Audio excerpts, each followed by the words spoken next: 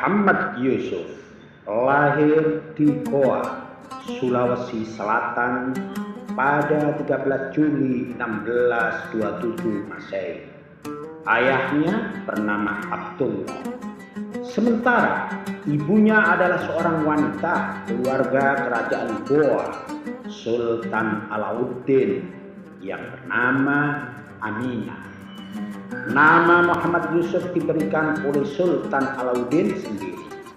Kesultanan Goa adalah salah satu kerajaan Islam yang terdapat di daerah Sulawesi Selatan. Rakyat dari kerajaan ini berasal dari suku Makassar yang berdiam di ujung selatan dan pesisir barat Sulawesi. Kerajaan ini terletak di wilayah yang sekarang dikenal sebagai Kabupaten Goa dan beberapa kabupaten di sekitarnya termasuk Kota Madia, Makassar. Muhammad Yusuf dididik menurut tradisi Islam, diajari bahasa Arab, fikih, tauhid, dan ilmu-ilmu keagamaan lainnya sejak dini. Sebagai seorang putra keluarga bangsawan, Muhammad Yusuf berkesempatan mengenyam pendidikan yang sangat bagus dengan belajar kepada ulama-ulama ternama pada zamannya, termasuk berkesempatan menimba ilmu di pusat-pusat pendidikan ternama. Karena salah satu pusat pendidikan keagamaan yang bagus berada di Cikoang, sebagai seorang putra keluarga bangsawan, maka Muhammad Yusuf pun berkesempatan belajar di Cikoang.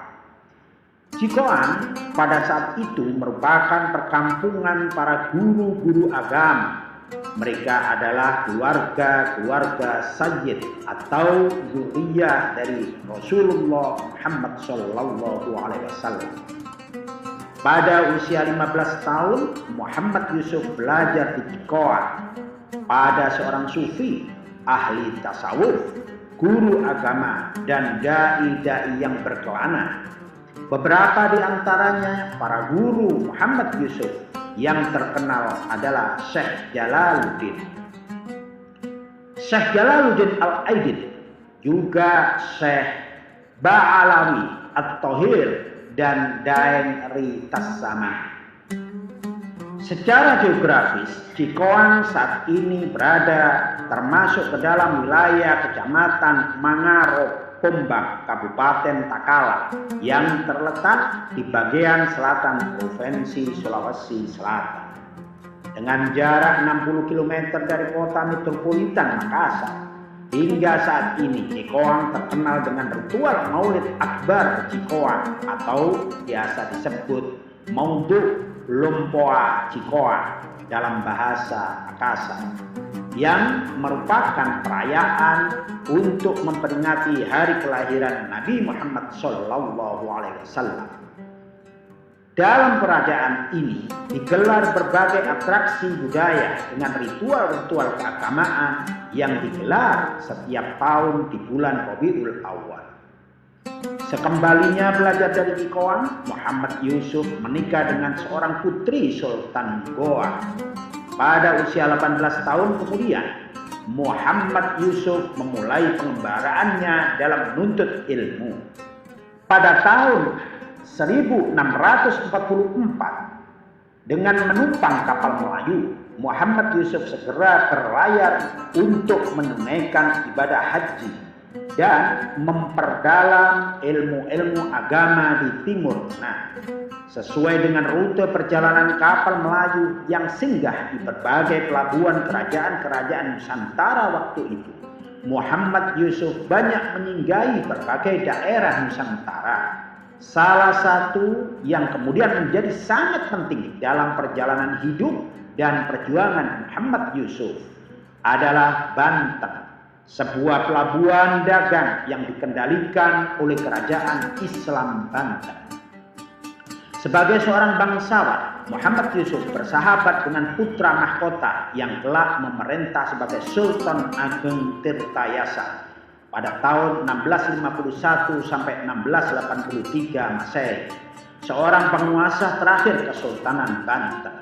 Selain Banten, Muhammad Yusuf kemudian berlayar ke daerah India, yaitu ke Gujarat, sebuah kawasan yang menjadi salah satu bagian daripada India sejak 1 Mei 1960. Gujarat dikenal sebagai tempat yang asalnya para wali atau penyebar Islam di Nusantara, termasuk beberapa wali songo yang kemudian bermukim di Jawa.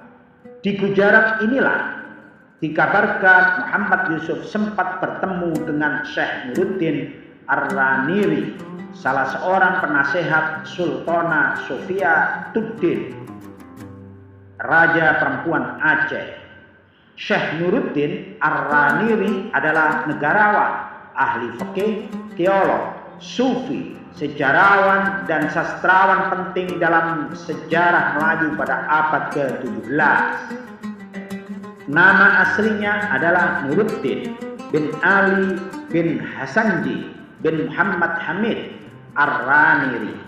Ia lahir di Ranir atau Render, Gujarat, India, dan memiliki darah suku Quraisy. Dari Syekh Nuruddin Ar-Raniri inilah Muhammad Yusuf belajar dan mendapatkan ijazah Tarekat Qadiriyah. Dari Aceh, Muhammad Yusuf kemudian bertolak ke Gujarat, Yaman, Damaskus, Suriah, hingga akhirnya ke Mekah dan ke Madinah. Muhammad Yusuf sempat berkelana hingga ke Istanbul, Turki, yang disebut dalam tambo-tambo Melayu sebagai negeri Rum. Di Yaman, Muhammad Yusuf berguru pada Syekh Abdullah Muhammad bin Abdul Al-Baqi.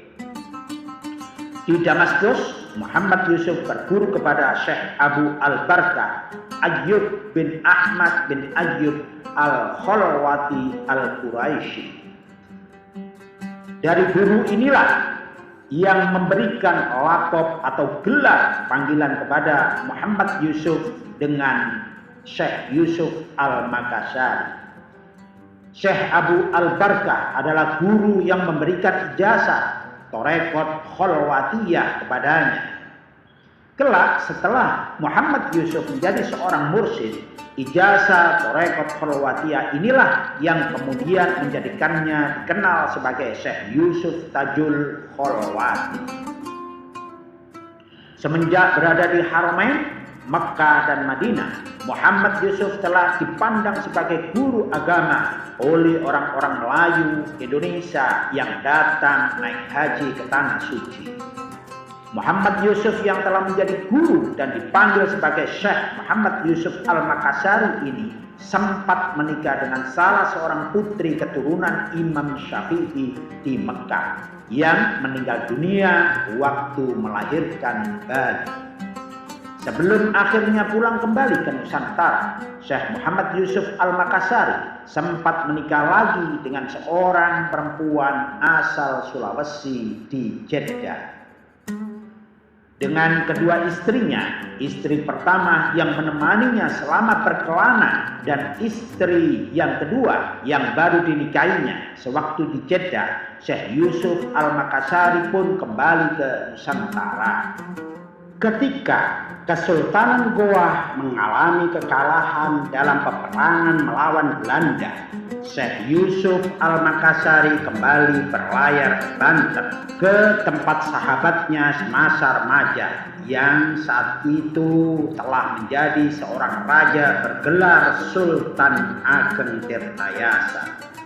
Di Banten sekitar tahun 1670 Masehi, Syekh Yusuf Al-Makassari diangkat menjadi mufti atau penasehat spiritual dengan murid dari berbagai daerah, termasuk 400 orang asal Makassar yang dipimpin oleh Ali Karaeng Bisai. Syekh Yusuf Al-Makassari ketika di Banten kemudian menikah lagi dengan putri Sultan Ageng Tirtayasa.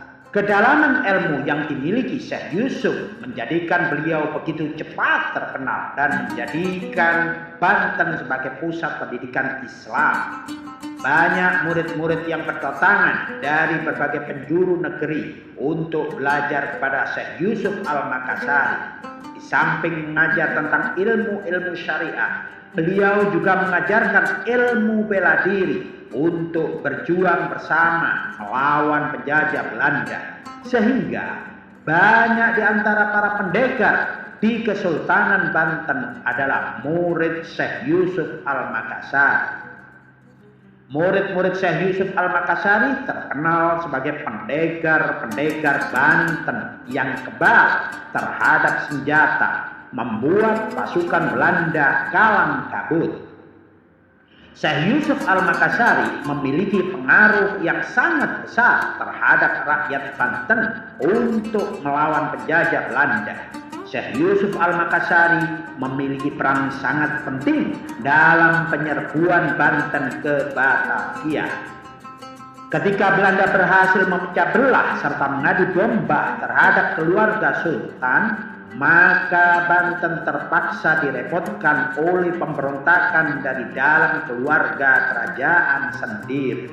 Sultan Ageng Tirtayasa pun terpaksa berperang melawan putranya sendiri yang bernama Sultan Haji dengan dukungan militer Belanda.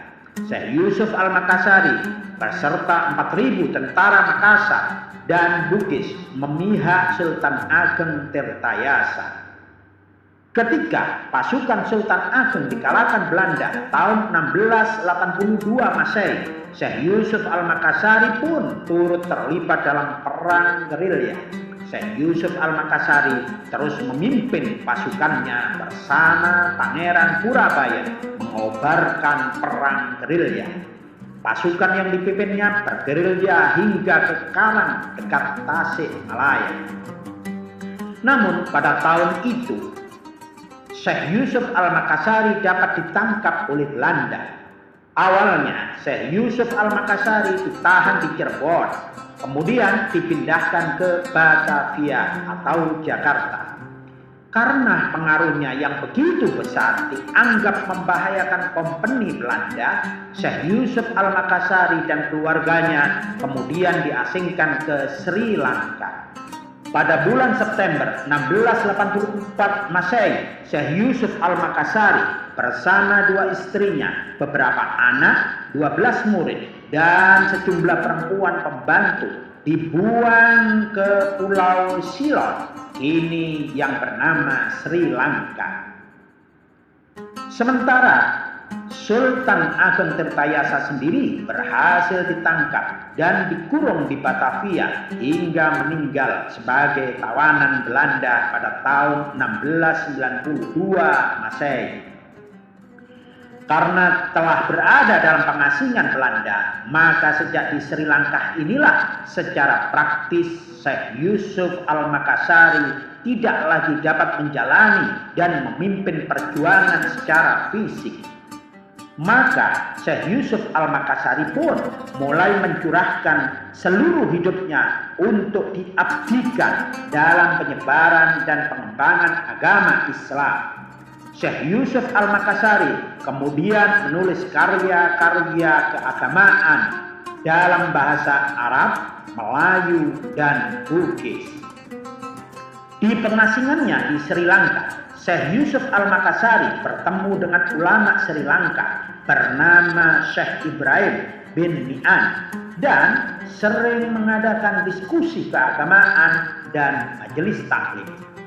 Pembahasan tentang konsep tasawuf yang diajarkan oleh Syekh Yusuf Al-Makassari sangat menarik minat para ulama serta jamaah setempat, dan mereka meminta kepada Syekh Yusuf Al-Makassari untuk membuat sebuah kitab tentang tasawuf. Syekh Yusuf Al-Makassari akhirnya mengarang kitab tentang konsep tasawuf yang berjudul Kaifiyatut Tasawuf. Dari pengasingannya, Syekh Yusuf Al-Makassari aktif menyusun sebuah jaringan Islam yang luas di kalangan para haji yang singgah di Sri Lanka, di kalangan para penguasa dan raja-raja dari Nusantara. Melalui jamaah haji yang singgah ke Sri Lanka, Syekh Yusuf masih dapat berkomunikasi dengan para pengikutnya di Nusantara. Para kafilah haji inilah yang membawa karya Syekh Yusuf Al-Makassari ke Nusantara sehingga dapat dibaca di Indonesia hingga saat ini. Di Sri Lanka, Syekh Yusuf Al-Makassari tetap aktif menyebarkan agama Islam sehingga memiliki murid ratusan yang umumnya berasal dari India Selatan. Mengingat aktivitas dakwah Syekh Yusuf Al-Makassari yang terus meningkat dan dinilai membahayakan stabilitas politik penjajahan Belanda, maka VOC lalu mengambil keputusan memindahkan Syekh Yusuf Al-Makassari ke Kapstad di Afrika Selatan. Belanda khawatir dampak dakwah agama Syekh Yusuf Al-Makassari akan berpengaruh buruk bagi politik Belanda di Nusantara. Murid-murid Syekh Yusuf Al-Makassari terus mengobarkan perlawanan-perlawanan yang mengancam kekuasaan Belanda di Nusantara. Dalam usia 68 tahun, Syekh Yusuf Al-Makassari beserta rombongan pengikutnya terdiri dari 49 orang tiba di Tanjung Harapan tanggal 2 April 1694 Masehi dengan menumpang kapal football.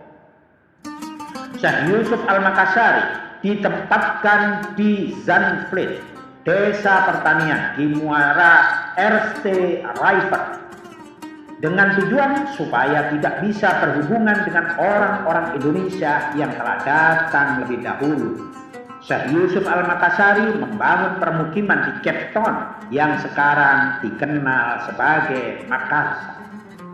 Bersama 12 pengikutnya yang dinamakan imam-imam, Syekh Yusuf Al-Makassari memusatkan kegiatan pada menyebarkan agama Islam di kalangan budak belia dan orang-orang buangan politik, termasuk di kalangan orang-orang Afrika kulit hitam yang telah dibebaskan dan disebut sebagai Vryheidsworten. Syekh Yusuf Al-Makassari terus berjuang menyebarkan syiar Islam, memelihara dan mempertahankan agama Islam di Afrika Selatan. Syekh Yusuf Al-Makassari kemudian hidup sebagai sufi yang mengajarkan Torekot Qadiriyah, Satoriyah, dan Rifaiyah di kalangan Muslim Afrika Selatan. Sebagai seorang mursyid Torekot, Syekh Yusuf Al-Makassari dikisahkan memiliki berbagai karomah dari kewalian beliau atau kekeramatan beliau.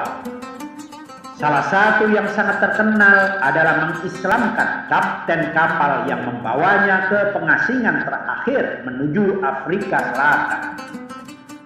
Dalam beberapa cerita, dalam pelayaran yang membawanya menuju Kapstad, di atas kapal football yang ditumpanginya beserta rombongan dihantam oleh badai besar yang membuat nakoda terkebangsaan Belanda Van Buren ketakutan karena mengira kapalnya akan tenggelam. Namun berkat wibawa dan karisma Syekh Yusuf Al-Makassari, kapten beserta nakoda kapal dapat tetap tenang dan mengendalikan kapal dengan selamat sampai di Kapstad. Akibat pengalaman tersebut, sang kapten memeluk agama Islam dan turut tinggal di pengasingan bersama Syekh Yusuf Al-Makassari. Sampai sekarang keturunan kapten kapal ini tetap memeluk Islam dan bermukim di Afrika Selatan. Di Afrika Selatan, Syekh Yusuf Al-Makassari tetap berdakwah dan memiliki banyak pengikut. Ketika ia wafat pada tanggal 23 Mei 1699 Masehi, para pengikut Syekh Yusuf Al-Makassari menjadikan hari wafatnya Syekh Yusuf Al-Makassari sebagai hari peringatan. Syekh Yusuf Al-Makassari dimakamkan di Fourie, Cape Town. Makamnya terkenal sebagai karomah yang berarti keajaiban.